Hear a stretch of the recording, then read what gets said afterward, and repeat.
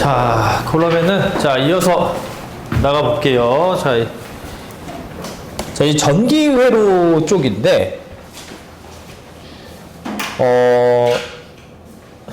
어쨌든 출제가 되는 부분들이에요. 그래서 이제 출제가 되면은 이제 개념을 모른다면 사실 못 푸는 문제들인데 조금만 이해하더라도 이제 식이 보통 주어져 있기 때문에 그 식의 형태를 가지고 이제 이해를 하면 되거든요. 그래서 전반적인 일단은 그 전개를 처음 배우는 걸 거니까 일단 전반적인 이해를 좀 도우면서 그 다음에 이제 개념 설명을 좀 해줄게요. 알겠죠? 네. 그래서 지금 봐보면 가장 먼저 생각해야 되는 건 뭐냐면 그 이제 용어예요. 그러니까 이제 기전력이라고 하는 게 있는데 이제 그 기전력이라고 하는 거는 우리가 이제 예를 들어서 이제 물을 좀 수력이랑 이 수력하고 이제 전기력이 사실상 이제 이게 같은 이제 그 개념을 가지고 있거든요. 그러니까 어쨌든 물이 흐르려면은 이게 물은 어쨌든 위에서 높은 곳에서 이제 낮은 곳으로 이제 흐르잖아요. 그죠? 자, 그래서 우리가 이제 보통은 물도 높은 곳에서 낮은 곳으로 이렇게 흐르는 것처럼 전기도 마찬가지예요. 그러니까 전기도 어쨌든 우리가 그 높은 곳에서 낮은 곳으로 이제 흐르는데 그 만드는 거를 이제 그 차이를 뭐라고 얘기하냐면 이제 전이차라고 그래요. 전이차. 그러니까 이 전이차라고 하는 거는 뭐냐면 어쨌든 높은 곳에서 낮은 곳으로 이제 물이 흐르는 것처럼 전기도 어쨌든 전자가 흐르는 거거든요. 그러니까 전자의 위치를 높은 곳에서 낮은 곳으로 이렇게 인위적으로 만들어줘야 이 전자가 이렇게 흐른단 말이에요. 그래서 전이차를 만들어줘야 되는데 이 전이차를 만들기 위해서는 반드시 뭐가 필요하냐면 기전력이 필요해요. 그러니까 기전력이라고 하는 건 전원이야. 그러니까 의도적으로 전이차를 만들게 하는 어떤 장치가 되는 거야. 기전력이라고 하는 건. 무슨 말인지 이해되죠? 그래서 우리가 이제 얘를 보통 이제 전원이라고 생각을 하면 됩니다. 전원. 그러니까 우리가 전원을 딱 누르면 의도적으로 그 전자들 사이에 이제 전이차가 생기는 거야. 그래서 그 전자가 높은 곳에서 낮은 곳으로 흐르도록 이제 이렇게 만드는 어떤 이제 대상을 이제 기전력이라고 한다. 무슨 말인지 되죠? 그러면 어쨌든 조금 뭐 어쨌든 이제 물리적인 내용이긴 한데 우리가 전자가 사실 흐른다는 얘기는 이렇게 만약에 이렇게 전선이 이렇게 있을 때 이 안에 이 전자들이 이렇게 빼곡하게 있거든요. 그러면 전자가 사실 흐른다는 얘기는 그냥 다른 얘기가 아니라 이 전자들이 있는데 이 전자들이 이제 에너지를 받아서 하나씩 이제 한 칸씩 이동을 하는 거예요. 무슨 말인지 되죠? 그러면 뭐가 생기냐면 이 전이차가 생기게 되면 당연히 우리가 이제 수압이 생기는 것처럼 전압이 생긴단 말이야. 그러니까 우리가 이 전이차가 생기게 되면 자연스럽게 뭐가 생긴다? 전압이 생긴다는 거예요. 전압이라고 하는 거는 무슨 말이냐면 이제 압력이라고 생각해 주면 돼요. 압력. 그러니까 무슨 압력이냐면은 전자에 이제 가해지는 압력을 우리가 전압이라고 한다라고 생각해 주면 되는 거야. 무슨 말인지 되죠? 그러니까 전이차가 의도적으로 생기면 당연히 이제 그 위에서 낮은 곳으로 흘러야 되기 때문에 이제 이동하는 과정에서 이제 압력이 생기는데 그 압력을 우리가 이제 전압이라고 한다. 무슨 말인지 이해되죠? 그래서 이제 전압이라고 하는 개념은 사실 이제 그 전이차에 의해서 생기는 압력이라고 하는데 여기에서는 이 기전력하고 전압이 사실상 거의 같게끔 쓰여요. 그러니까 별다른 내용이 없다면 그냥 기전력은 그냥 전압이라고 생각하면 돼. 알겠죠? 그래서 그렇게 단위도 사실 볼트로 같거든요. 자, 그렇기 때문에 기전력하고 전압은 만약에 문제에서 이제 별다른 내용이 없다면 그냥 같은 거로 생각을 해라. 알겠죠? 그렇게 생각을 해주면 됩니다. 자, 그래서 어쨌든 이제 요런 이제 흐름에 의해서 이제 전압이 생기고, 자, 그 다음에 자, 이제 전류라고 하는 거는 이제 뭐냐면 전자의 이동이에요. 자, 그러니까 전자의 이동인데, 그러니까 에너지를 이제 이동시키는, 그러니까 전자가 얼마큼 이동을 했느냐. 자, 그거를 이제 어떻게 표현하기도 하냐면, 이제 전하의 이제 이동이라고도 표현을 하거든요. 그래서 전류라고 하는 거는 어쨌든 전자가 이제 이동하는 개념이다. 그 전하는 뭐냐면 이 뭉탱이야. 그러니까 전자 뭉탱이가 이제 이동하는 그런 이제 개념을 이제 전하라고 하는데 어쨌든 전류는 그냥 쉽게 얘기해서 그냥 전자의 이동이라고 생각을 하면 된다. 알겠죠? 그 다음에 이제 마지막으로 용어가 이제 전압 강화라고 하는 게 있는데 자, 이게 당연히 이제 이렇게 전자들이 이제 어쨌든 이동을 하다 보면은 이게 그 이동하는 과정 중에서 이 그 전압을 낮게 만들어주는 요소들이 있다라는 거예요. 그러니까 무슨 말이냐면 이 전류가 잘 흐르지 못하게 방해하는 요소라고 생각하면 되는 거야. 전압 강화라고 하는 건 무슨 말인지 이해되죠? 그러니까 전압 강화라고 하는 거는 이게 전자가 이렇게 전류가 잘 흘러야 되는데 어떤 특정 요인들에 의해서 이제 그 흐름을 방해하는 그런 요소들을 우리가 이제 전압 강화라고 한다. 근데 얘가 중요한 이유는 우리가 이제 식을 세울 때 이 전압 강화에 관련된 요소가 크게 이렇게 세 가지 요소가 나오거든요. 그러니까 전류의 흐름을 방해하는 요인들인 거야, 크게. 자, 그래서 그 식이 일단 그 밑에 나와 있는 저항. 자, 그 다음에 이제 코일. 그 다음에 이제 축전기. 자, 이렇게 세 가지가 있어요. 그러니까 전류의 흐름을 방해하는 세 가지 요소가 저항, 코일, 축전기다. 우리가 이제 그 편입 시험에서는 이 세 가지 요인들만 어쨌든 전압 강화의 요인들로 이제 표현을 한다는 얘기인 거야. 무슨 말인지 이해되죠? 그러니까 물의 흐름으로 어쨌든 좀 생각을 해주면 이제 조금 좀 편안하게 생각할 이제 마치 이 물처럼 생각해주면 된다는 얘기야. 알겠죠? 네, 그래서 전이차가 생기게 하게 되는 요인이 기전력. 자, 그리고 그 기전력이라고 하는 거는 어쨌든 기전력에 의해서 이제 전이차가 생기는데, 자, 그래서 그 생겼을 때 생기는 이제 압력을 이제 우리가 전압이라고 하고요. 보통 얘네 둘을 거의 같게 취급을 하는 경향이 있고, 전류는 전자 이동이다. 자, 그리고 전압 강화라고 하는 것은, 자, 우리가 이제 그 전류를 잘 흐르지 못하게 하는 대표적인 이제 세 가지 요인이 있다라는 거예요. 무슨 말인지 이해되죠? 네, 그래서 요 세 가지가 있는데, 어쨌든 이제 계산하는 과정이 이제 좀 필요한데, 우리가 이제 저항이라고 하는 거는 많이 봤을 거거든요. 우리가 그 이제 중학교 때 보면은 이제 옴이라고 하는 표현이 이제 보통 이제 저항에서 많이 쓰이는 그 이제 어떤 단위 표현인데 많이 봤을 거야, 이 저항이라고 하는 거는. 자, 그래서 이 전압 강화에 해당하는 이제 대표적인 이제 식이 있어요. 그래서 그 식을 외워줘야 돼. 왜냐면 문제를 풀기 위해서 외워줘야 되는데, 우리가 저항이라고 하는 거는 이제 보통 옴이라고 이제 표현을 하는데, 단위는 옴인데요.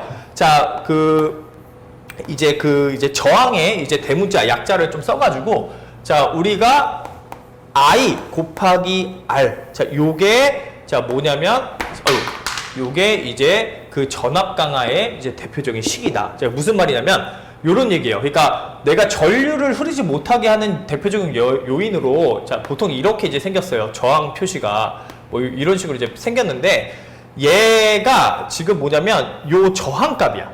근데 여기에 들어가는 전류값이 세지면 세질수록 여기서 잃어버리는 그 이제 전압. 그러니까 여기서 이제 잃어버리는 그 이제 이 전압값. 이 전압값이 이제 더 커지게 된다. 즉, 많이 전류가 흐르면, 많이 이제 흐를수록 여기에 들어가는 전압이 많아지게 되다 보니까 그만큼 잃게 되는 전압이 많은데, 자, 그래서 우리가 이제 외워줘야 됩니다. 자, 그래서 이 대표적으로 저항과 관련된 전압 강화식이 요 IR이에요. IR.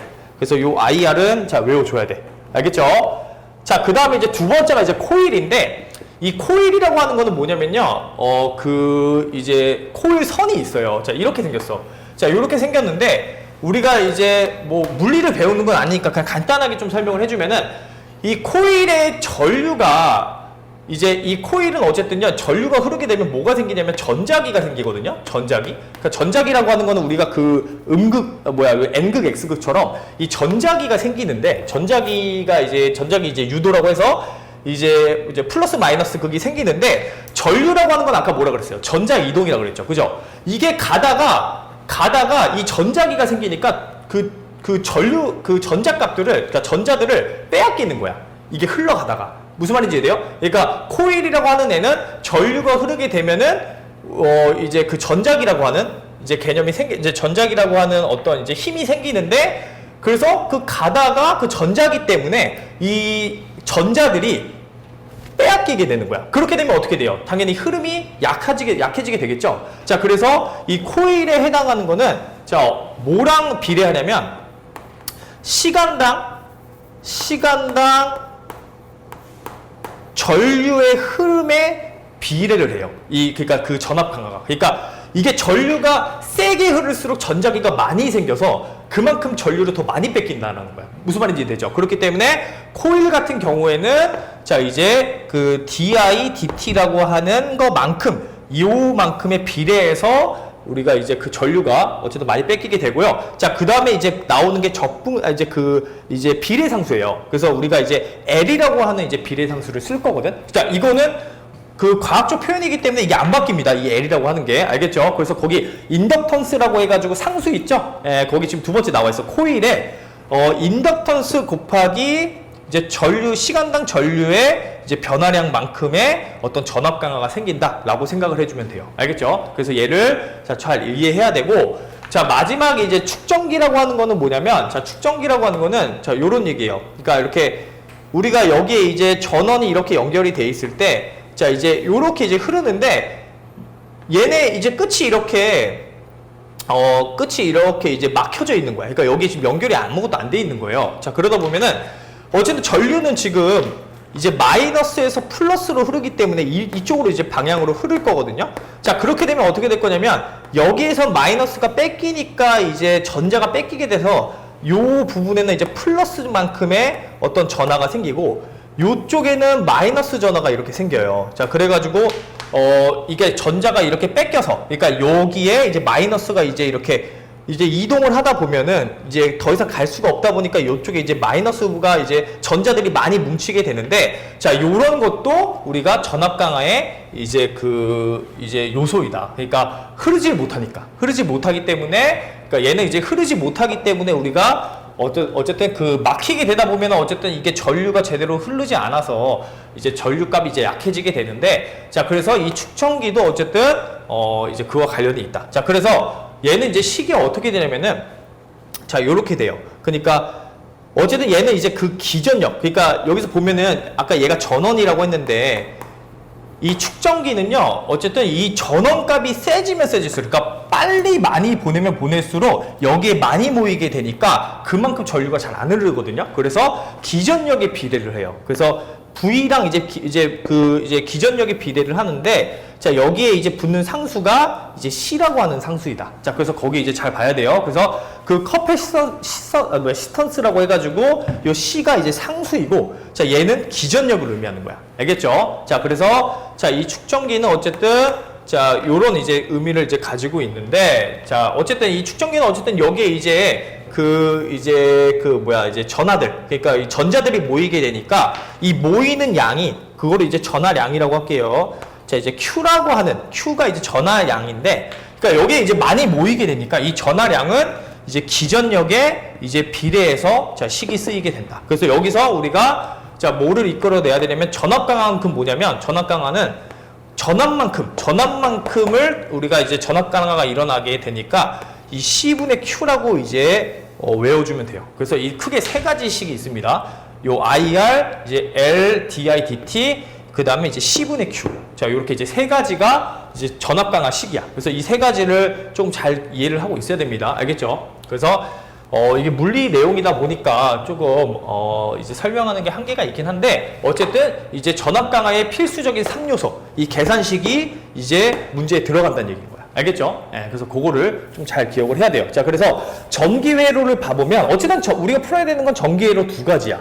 RC 직렬회로랑 그 다음에 RL 직렬회로인데, 자, RC라고 하는 건 뭐겠어요? 자, 이제 그 용어를 따서 R이 뭐였어요? R이 저항이었지, 그죠? R이 저항이야. 무슨 말인지 이해되죠? 자, 코일은 L이라고 쓰거든요. 축전기는 지금 거기서 표현한 대로 가면 자, C라고 써요. 그럼 RC니까 저항하고 축전기가 있는 전기 회로라는 거야. 무슨 말인지 이해되죠? 그래서 RC 이제 그 직렬 회로는 이렇게 생겼습니다. 자, 저항이 있고요. 자, 얘를 이제 저항이라고 표현을 하고요. 자, 그럼 여기 어딘가 이제 축전기가 있는 거야. 축전기는 이렇게 분리되어 있다 그래서 자, 요렇게 표현되어 있는 자, 이 전기 회로를 자, 어쨌든 이제 이제 RC 전기 회로 이제 RC 이제 그 직렬 회로라고 이제 이름을 붙이는데 요렇게 생겼어요. 그냥 회로 이름이. 자, 그래서 여기에서 이제 미분 방정식은 어떻게 써야 되느냐면 기전력에 관해서 써주면 돼. 그러니까 어쨌든 기전력이라고 하는 거는 그 전원값이잖아요. 이 기전력이라고 하는 값이 이 전압 강화의 값하고 이제 그 전압 강화만큼, 그러니까 여기서 뺏기는 전압하고 여기서 뺏기는 전압의 합만큼 그 합이 이제 이제 기전력이다라고 생각을 해서 식을 세워주면 됩니다. 자, 그래서 여기서는 아까 그 뭐였어요? 얘가 지금 축전기니까 그 전압 강화식이 뭐였냐면 얘였어. 그러면 C분의 Q가 들어가는 거야. 그냥 자동적으로. 이만큼 지금 전압을 뺏기고 있다라고 생각해주면 되는 거고. 자, 그 다음에 자, 얘는 저항이죠. 저항은 아까 뭐였어요? 얘였어. IR만큼 전압을 뺏기고 있는 거야. 그러면 이거 두 개 합치면은 기전력만큼의 전압이 나온다라는 거야. 무슨 말인지 이해되죠? 그래서 거기 나오는 식을 이제 봐보면은 자, 뭐라고 써져 있냐면 ET. 자, 기전력은 뭐하고 뭐를 빼준 거랑 같다? C분의 Q랑 IR을 빼준 거랑 같다라는 거야. 는요. 이렇게. 무슨 말인지 이해되죠? 그러니까 기전력이라고 하는 애는 자, 우리가 축전기에서 빠지는 전압만큼, 그리고 여기 뭐였지 아까? 저항에서 빼지는 전압만큼을 빼준 것 같다. 요렇게 이제 해석을 해주면 되는 거야. 무슨 말인지 이해되죠? 이 크기가 같다는 얘기예요. 자, 그래서 자, 이 방정식을 풀어주면 되는데, 이 방정식을 풀 때 자, 그럼 뭐에 대해서 풀어야 되냐면요, 얘는 첫 번째가 I에 대해서 이제 식을 써주는 거야. I에 대해서. 그러니까 I가 뭐였어요? 전류죠, 전류. 이 전류에 대해서 식을 써주면 돼. 자, 근데 여기서 그럼 전류식이 없는데요? 하라고 한다면은, 자, 뭐가 있었냐면은, 얘가 아까 뭐였어요? Q가 전하량이었죠? 전하량. 무슨 말인지 이해돼? 전하량이라고 하는 거는 전자들이 모여있는 정도를 얘기하는 거야. 얘는, 그러니까 전자들이, 자, 모인 정도를 우리가 전하량이라고 한다. 자, 그러면, 자, 이 Q를 어떻게 써주면 되냐면, 이 Q라고 하는 애는요, 결국에는 뭐랑 같냐면, DI/DT랑 같아요. 이게 핵심이야. 그러니까, 왜냐면, 얘가 어쨌든 전자들이 지금 모여있는 정도가 어쨌든 이 전하량인데, 그게 전류의 이동량하고 같거든요. 자, 그래서, 자, 요 첫 번째 식에서는, 자, 얘가 나와야 됩니다. 이 Q라고 하는 애가, 자, Q라고 하는 애를, 자, DI/DT로 쓸 수 있어야 돼. 그래서 얘를 이제, 자, 그럼 이제 식을 써주면 ET 빼기, 자, C분의 1의 DI/DT, 자, 빼기 IR은 0이다. 자, 그래서, 자, 얘는 지금 그럼 뭐예요? I에 관한 뭐야? I에 관한, 1개. 미분 방정식이에요. 그래서 I에 대해서 문제를 풀어주면 된다라는 거야. 무슨 말인지 되죠? 예, 그래서 얘가, 자, 이제 첫 번째 식. 자, 첫 번째 식이고요. 자, 그 다음에, 자, 두 번째는 이제, 이제 RL이에요. RL. 자, 이제, RL이라고 하는 거는, 자, 여기 나와 있지만 뭐냐면 얘가 뭐였냐면 코일. 얘는 저항이야. 자, 그러니까 코일과 저항의 이제 코일하고 이제 저항과 관련된 전기 회로식을 얘기한다. 자, 그래서 얘도 마찬가지로 자, 요렇게 직렬회로. 자, RL 직렬회로라고 하는 게 이제 두 번째다. 자, 그래서 자, 이제 두 번째를 봐보면 자, 얘는 그러니까 요렇게 돼 있는 거예요. 자, 요게 저항이고요. 이게 R이고요. 자, 그다음에 자, 이제 축전기니까 이렇게, 이제 코일이니까, 자, 요렇게 생긴 회로를 얘기하는 거야. 그러니까 이렇게 나와 있을 때는 이제 이 미분 방정식으로 가야 된다는 얘기야. 그럼 마찬가지로, 자, 얘도 이제 어떻게 해요? 기전력. 그러니까 우리 기전력이라고 하는 애는, 자, 여기서 저항값, 여기서 저항값을 빼줘야 된다는 얘기인 거야. 알겠죠? 자, 아까 저항값이 얘는 어떻게 됐어요? 얘는 L, DI, DT였어요. 그죠? 얘가. 그죠? 그 다음 얘는 저항값이, 얘는 그 전압값이 뭐였어요? 빼기 I, R이었어. 는 0. 이렇게 된다는 얘기야. 무슨 말인지 이해되죠? 예, 자, 그래서, 자, 우리가, 자, 요 형태의 미분 방정식을 푸는데 얘도 마찬가지로 어쨌든 I에 관한 뭐가 된다? I에 관한, 자, 이제 1개 미분 방정식이 된다는 얘기야. 알겠죠? 예, 그래서 그 두 가지를 자, 외워줘야 됩니다. 자, 이거는 뭐 어쩔 수 없이 좀 간단하게 설명을 한 건데, 그 두 가지, 그러니까 그 회로, 그 이제 미분 방정식에서 나오는 이제 그 두 가지 회로, 1번, 2번은 자, 외워줘야지만 어쨌든 문제를 풀 수가 있다. 자, 그래서 자, 그 밑에 있는 문제를 한번 바로 풀어볼 건데, 자, 시간을 좀 줄 테니까, 자, 천천히, 자, 한번 풀어봅시다. 예.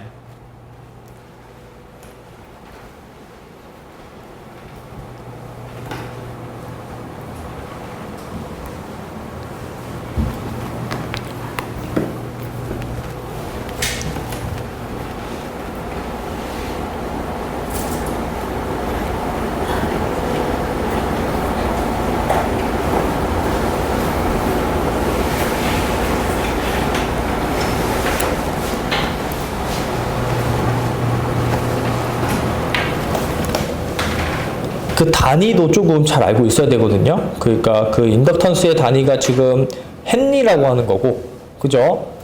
그다음에 커패시턴스의 이제 그 단위가 이제 페럿이다. 그렇게 나와. 예, 문제가 그렇게 나오기 때문에.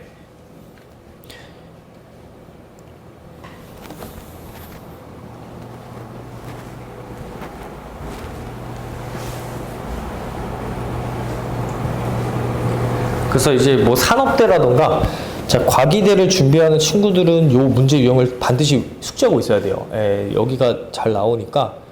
자, 홍익대도 가끔씩 나오거든요. 나오는 학교들이 몇 개가 있어. 그 이제 전기회로 관련된.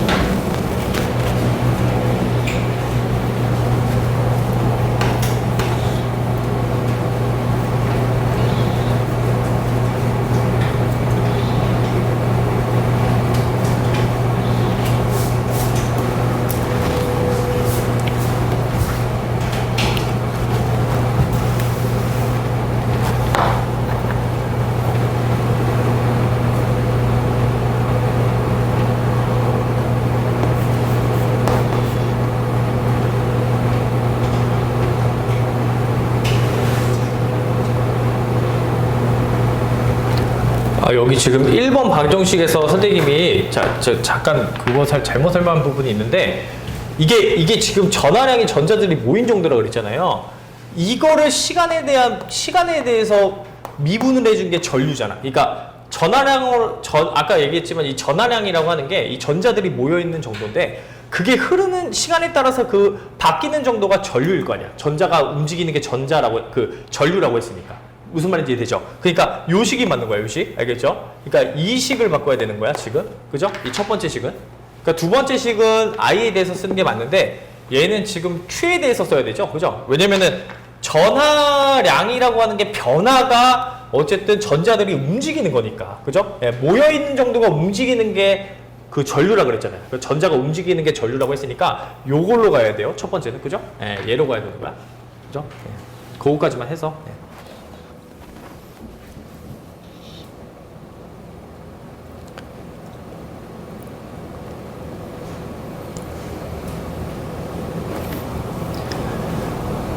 자, 그래서 실제 문제는 자 2번처럼 이제 문제가 나옵니다. 예, 2번 유형처럼 문제가 나올 거거든요. 그러니까 그 식을 쓸 수 있어야 돼. 그러니까 이 전기 회로를 보고 식을 쓸 수가 있어야 답을 이끌어낼 수 있어서.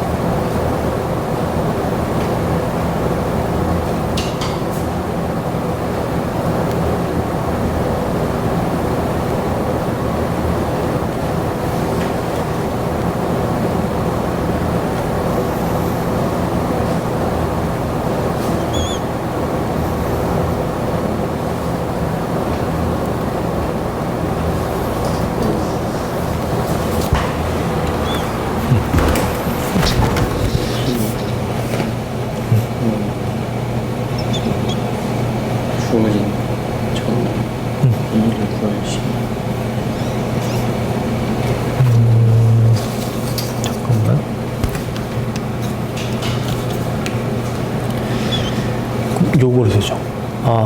최초 전환량이 50분 있는 시간이 얼마냐고 물어봤잖아. 그죠? 안녕. 식이 지금 요렇게 나온 거예요. 요것이 잠깐만. 풀어서 이게 나왔다. 오케이. 그럼 지금 그러니까 이 식이 지금 봐보면 얘가 지금 U인데, 그죠? 이게 지금 Q지, Q. 지금 전환에 관련된 거지, 그죠?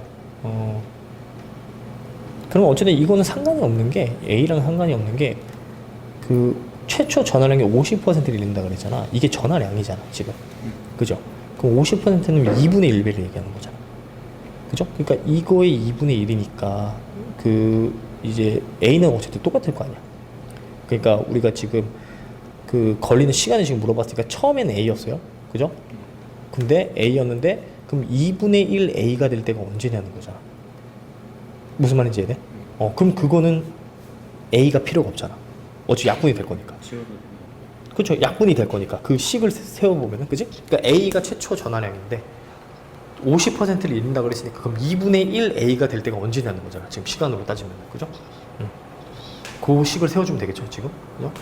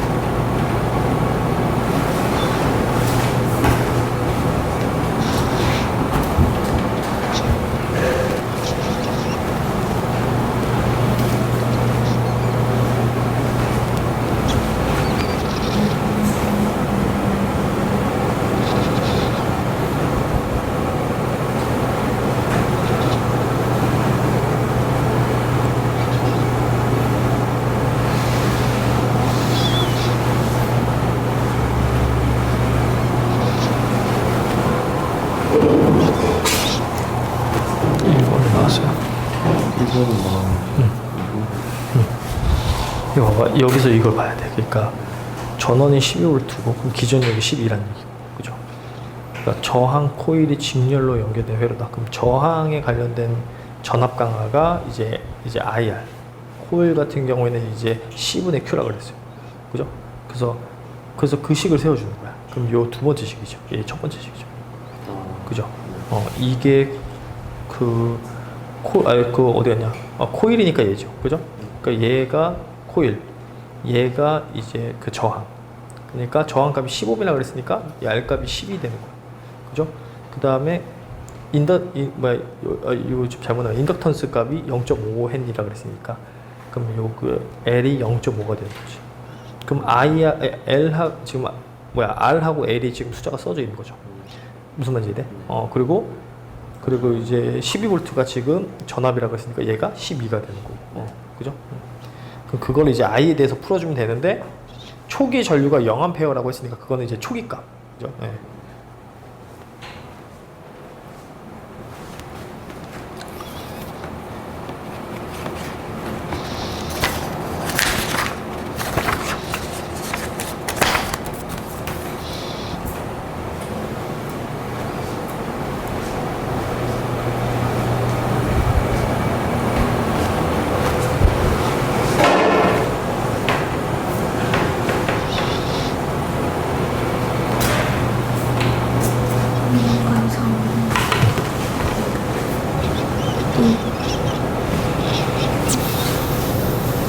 잠깐만요.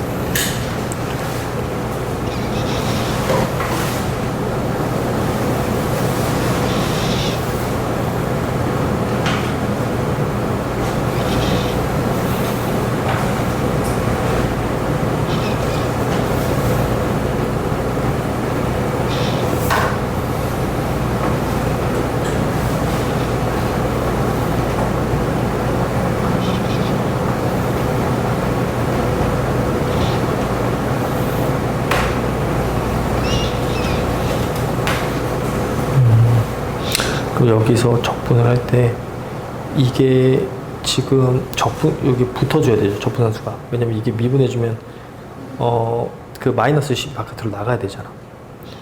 그죠? 그러니까 이게 마이너스 10분의 1이 있어야 되죠. 여기에 지금 일단 이 값에 우리가 그 합성함수 미분이니까. 그죠? 거기에서 지금 답이 틀린 것 같은데 지금 보니까 무슨 말인지 이해돼요? 그것만 아마 하면은 답 나올 거야. 다시 한번.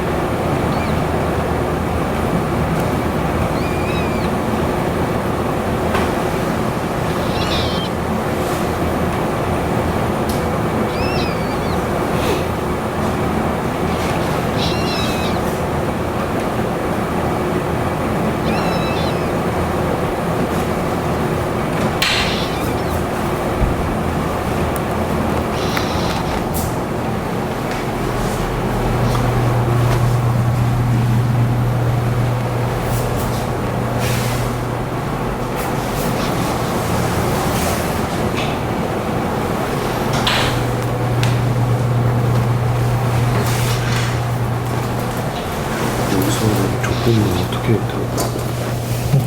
여기서 는 0은 어디 갔어? 24. 쉽게. 요거는 그럼 두 가지 방법인 거야. 변수 분리형으로 풀던가 아니면 그 우리가 일반적인 1개 미분먼저식 풀이법이 있죠. 그 두 가지를 이용하는 거야. 그러니까 정리를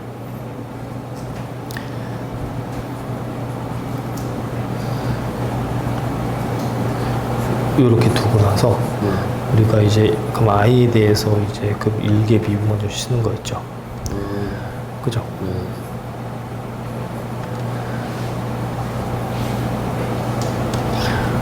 요 써주는 거야. 여기서 들어가는 이 대상은 이제 얘가 되는 거고 20이 되는 거고. 그죠? 네. 그거 한 거.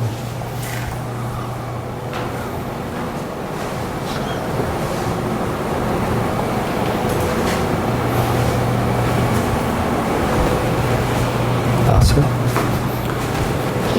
여기. 잠깐만요.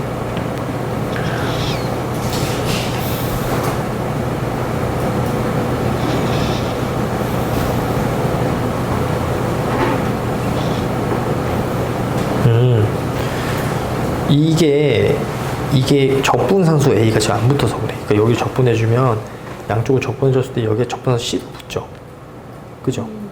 그럼 이제 2로 이렇게 올려주면 로그로 올려주면 2에 C가 있는 거야. 그죠? 그러니까 그 2에 C가 A라고 선생님이 표현을 해서 여기에 이제 A가 붙어야 되는 거죠. 무슨 말인지 이해돼? 그렇죠, 그렇죠. 그래서 초기 전류가 계속 그게 있는 거야. 그죠?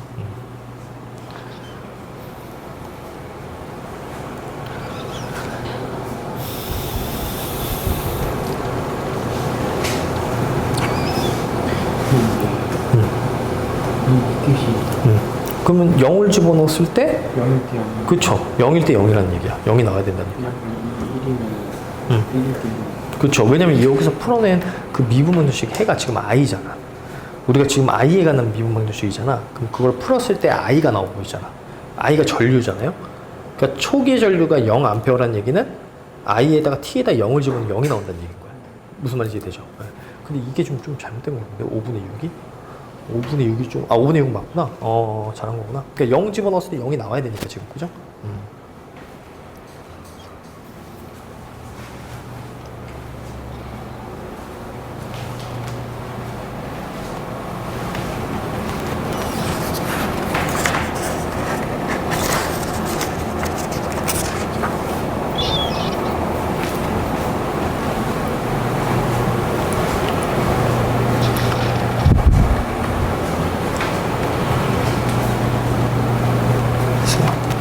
나왔는데 일본에서 또 제가 우리가 안 붙이고 그렇거든요. 근데 이게 퍼센트니까. 그쵸. 왜냐면 A를 사실 붙여도, 그러니까 A가 그럼 초기 값인데, 50%에 이른다 그랬으니까 그럼 0.5A잖아요? 그죠? 그럼 0.5A가 될 때가 얼마냐 해서 A가 약분이 돼. 무슨 말인지 이해되죠? 그러니까 1번은 A를 썼을 때 그 A가 약분이 되니까 사실상 필요가 없는 거죠. A라고 하는 값이. 뭔 말인지 이해되죠? 근데 원래는 원칙적으로 A를 붙여줘야 되는 거야. 그러니까 여기에서.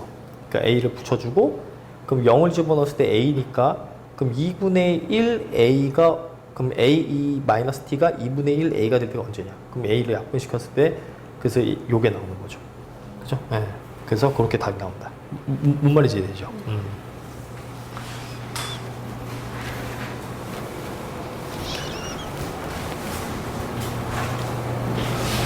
다 푼 사람은 그거 또 문제 아까 나눠준 것도 조금 풀어보세요. 알겠죠? 네.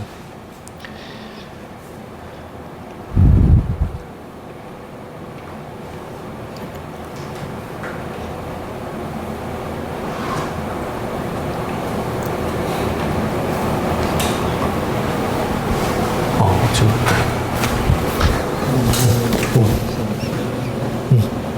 천천히 한번 해봐. 이거 일단 식은 어떻게 돼요?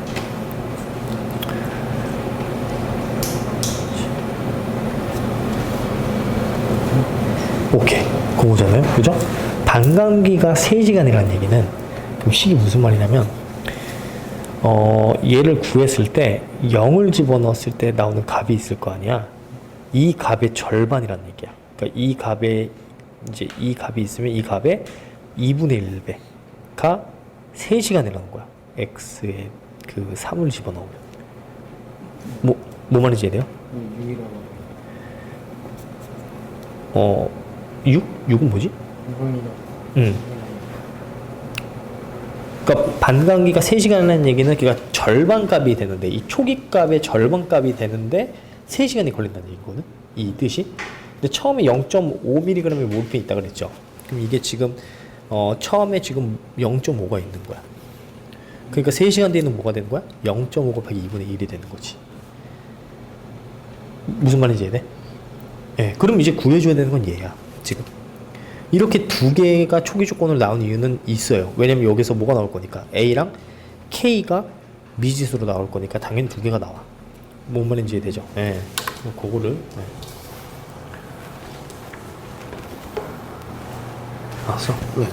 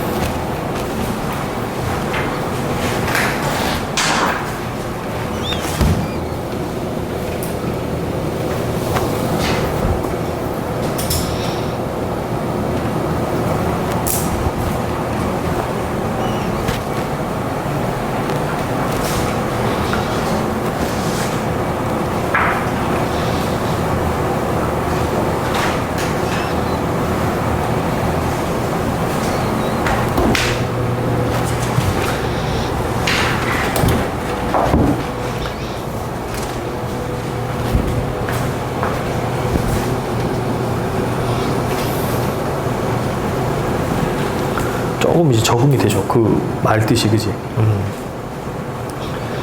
풀어보다 보면은 적응이 돼. 예. 그러니까 미분방정식은 좀 많이 풀면 풀수록 좋긴 해서. 예.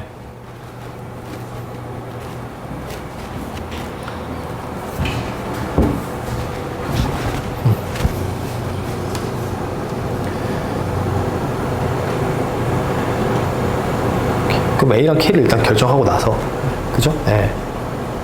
그게 0.01mg 이하로 떨어지냐는 건 부등식을 값을 계산해주면 되는 거야. 그냥 0.01에 해당하는 값을 계산해주면 되는 거야. 그죠? 이 양이 그치. 그렇죠. X죠. X가 모르핀 양이니까. 그죠? 그러니까 구해줘야 되는 게 이제 그게 나와 있는 거야. 그죠? 뭐 모르핀 양. 그죠? 뭐 아니면 뭐 개체수. 뭐 이런 거. 그죠?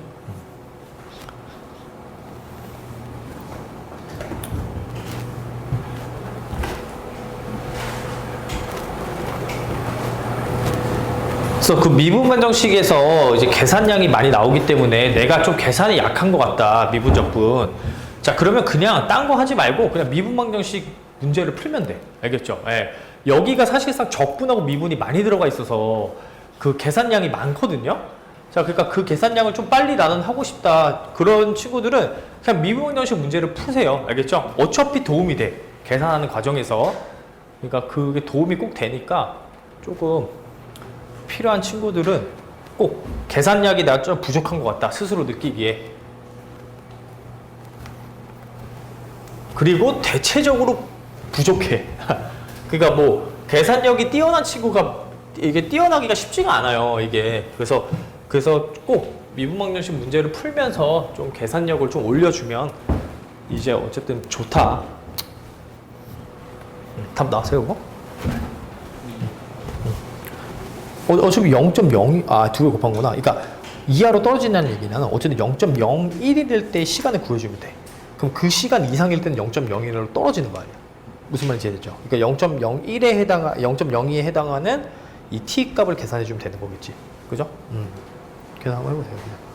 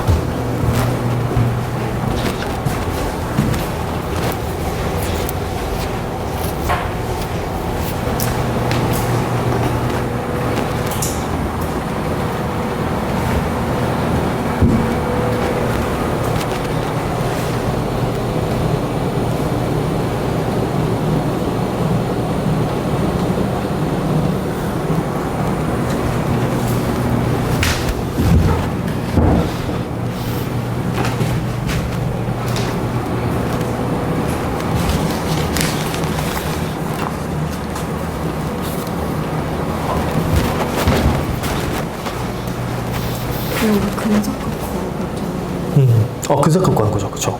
그럼 1.4라고 대충 생각하면 돼. 루트 2가. 근데 여기 안 나와 있나? 안 나와 있네?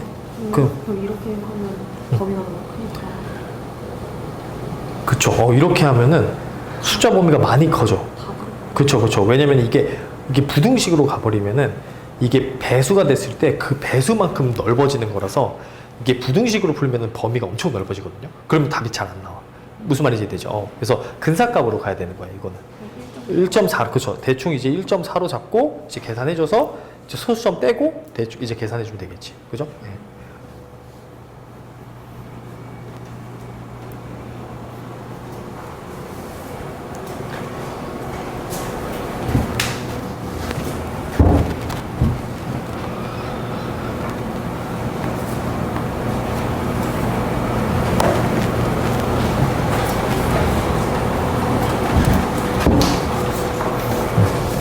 나왔어요? 정리만 해주면 되지, 그지? 마이너스 바깥으로 빼놓고. 이게 2분의 1이니까 마이너스 ln이. 마이너스 ln 50이니까. 마이너스 플러스 되잖아. 그지? 자, 그러면은 자, 용수철까지 일단 용수철 나가 볼게요. 자, 뒤로 넘어가 보세요. 용수철은 되게 자주 나오거든요. 그러니까 이게 이제 이계 미분 방정식 중에서 대표적인 그 활용 문제라서 자주 나옵니다. 용수철은. 그래서 꼭 알고 있어야 돼요. 풀이 방법을. 자, 그래서 일단은 그 용수철에 해당하는 좀 개념을 좀 이제 이해를 좀 시켜주면은 어쨌든 이렇게 물체가 이렇게 있고 이제 용수철이 이렇게 있잖아요. 자, 그러면 힘을 자, 어쨌든 이게 이쪽 방향으로 지금 힘이 주어져 있는데 그 용수철은 그럼 이렇게 잡아당기면 어떻게 될 거냐면 반대 방향으로 힘이 생기거든요. 무슨 말인지 되죠? 이걸 복원력이라 그래. 그러니까 원래 있는 상태를 복원시키려고 하는 복원력이 이제 생기게 된다. 그래서 이제 복원력 여기 일단은 생기게 되는데 자, 그래서 그 식을 어떻게 쓰냐면 그 복원력은요. 자, 힘이 주어져 있을 때 복원력은 그 변이 그러니까 그 길이의 이 길이 값에 이제 비례해요. 그러니까 우리가 용철을 많이 잡아당기면 잡아당길수록 그 복원력이 세져서 힘이 더 많이 들어가잖아.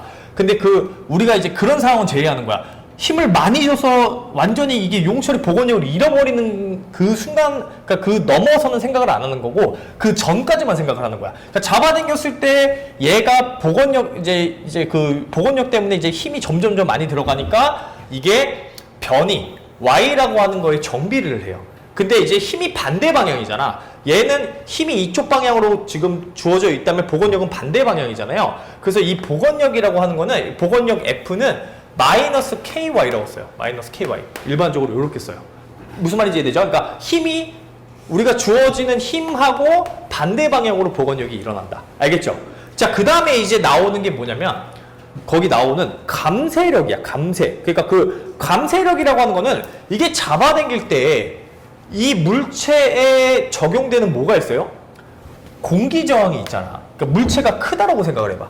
물체가 크면 당연히 얘하고 얘는 잡아당길 때 이 물체가 받는 공기 저항이 다를 거 아니야. 그 공기 저항에 따라서 이게 힘의 크기가 달라져요. 당연히 그러지 않을까? 그죠? 그러니까 물론 복원력도 있는데 얘하고 얘는 분명히 얘가 이제 면적이 넓기 때문에 이 공기 저항 힘도 받기 때문에 잡아당기기가 더 힘들 거야.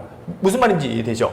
예, 그래서 우리가 이제 감쇄력이라고 하는 자, 개념이 나온다. 그래서 감쇄력 F는 대신 뭐냐면 얘는 뭐에 비례하냐면 잡아당기는 속도가 빠르면 빠를수록 더 그 힘이 세지는 거야. 무슨 말인지 이해되죠? 내가 확 잡아당기는 거랑 살살 잡아당기는 거랑 그 공기 저항 받는 게 다르잖아요. 그죠? 그렇기 때문에 얘는 속도에 비례해요. 속도. 무슨 말인지 이해되죠? 그러니까 속도라고 하는 건 뭐야? 이게 변이었으니까. 이게 위치였잖아. 위치를 미분해주면 속도가 나오잖아요. 그래서 y 프라임에 비례를 한다는 거야.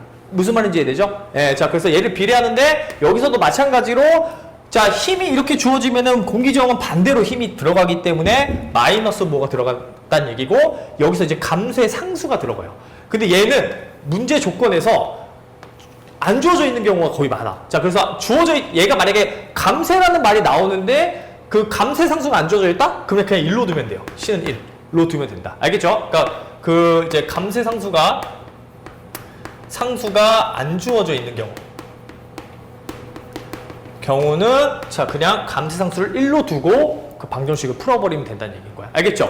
자, 그 다음에 이제 나오는 게 뭐 사실 거기 이제 추가로 이제 이 물체에 들어가는 뭐 외력이라고 하는 개념이 있는데 사실 외력까지는 잘 안 나와요. 그러니까 안 나와. 사실 안 나온다고 보면 돼. 그냥 외력은.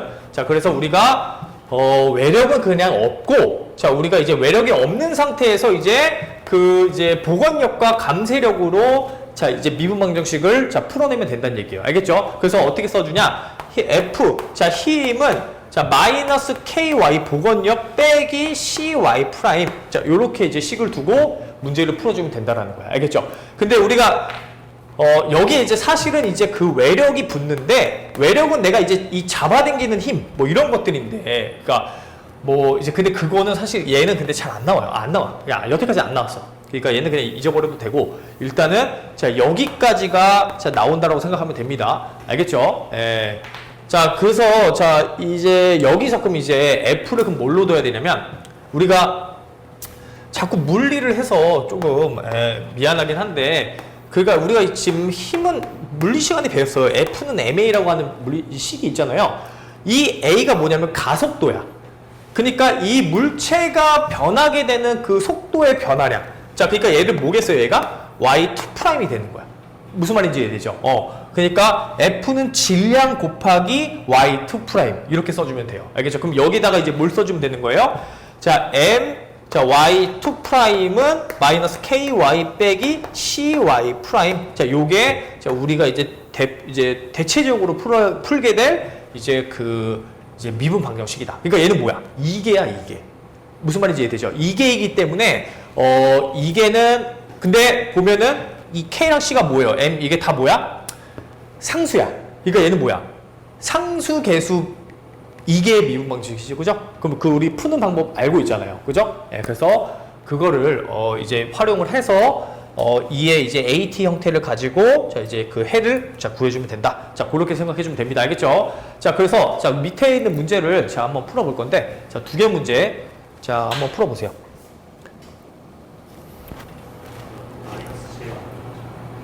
마이너스 C? 이거 마이너스 C. 반대니까 마이너스 C가 맞아요. 거기 났구나. 이거 마이너스로 바꿔주세요. 예, 마이너스 C가 맞아요. 예. 마이너스 C가 맞아. 예. 거기 지금 C라고 나와 있네? 감쇄력이? 그죠? 마이너스 C예요, 마이너스 C.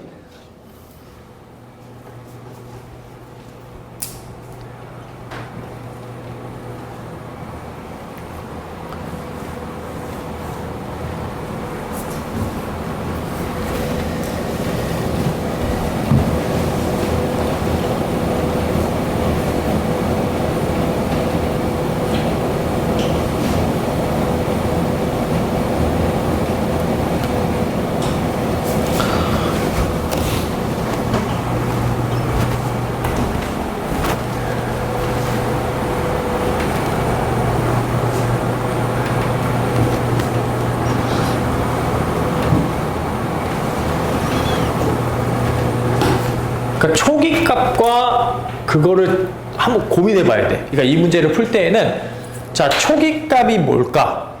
그러니까 내가 이제 구하고 나면 xt가 구해질 텐데 여기서 이 문제에서 분명히 xt가 있을 거란 말이에요. 그 xt에 관련된 초기값 그 문구가 있을 거란 말이야. 그거를 캐치하려고 노력을 해야 돼요.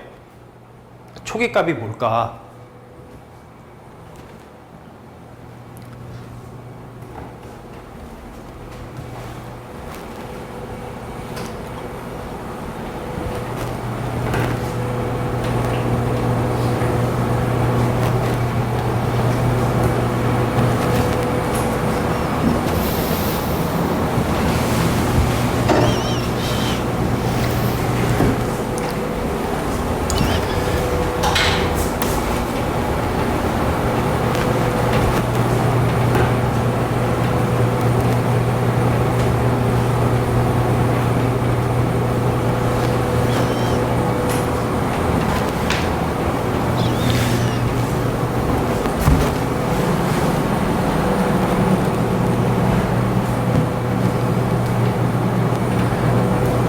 자 그리고 하나 더 추가적으로 조금 알아야 되는 게 얘는 고정되어 있는 상태가 아닌 거야. 알겠죠? 그러니까 물체를 방금 매달아 놓고 얘가 움직이고 있는 상태인 거야. 그러니까 얘는 지금 움직이고 있는 상태인 거예요. 그거를 미분방정식으로 지금 기술을 한 거야. 이게 정지되어 있으면 미분방정식이 안 나와. 그죠? 정지되어 있는데 무슨 미분방정식이 나와. 이게 지금 움직이는 상황인 거야. 알겠죠? 추를 매달았을 때 그 추가 매달아 있는 형태가 이제 움직이고 있는 상황을 미분방정식으로 기술한 게 지금 얘인 거야. 알겠죠? 정지되어 있는 게 아니에요. 가만히 있는 게 아니야, 얘가 지금. 무슨 말인지 이해되죠? 예. 그거를 좀 이해를 해야 돼. 알겠죠? 예. 요 식은 움직이고 있는 상황에 해당하는 미분방정식이다. 그렇게 생각해 주면 돼. 알겠죠?